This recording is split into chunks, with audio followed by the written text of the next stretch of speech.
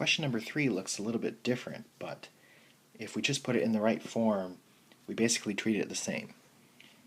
So I really just see an x here, but I'm allowed to put my own minus 0 because adding or subtracting 0 doesn't change anything. So I can do the same thing with the y, and now it really looks like it's in the same form as our other ones. Okay, x is the term that's being squared, so I know it's going to either open up or down. And then I see that my 4a is positive, so I know that it's going to open up.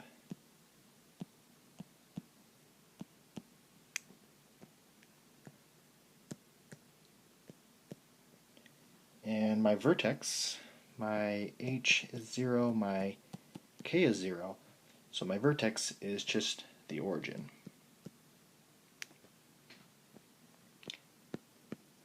For a is equal to 8, so that's going to be my lattice rectum length, or my width. And then I want to find the focus and the directrix, so it's going to help to know what a is. So if I divide both sides by 4, I get a is equal to 2. So my vertex is right here,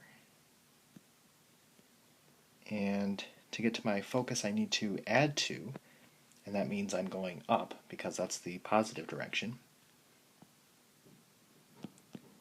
And then I need to subtract 2 to get the directrix, and that's going down because that's the negative direction.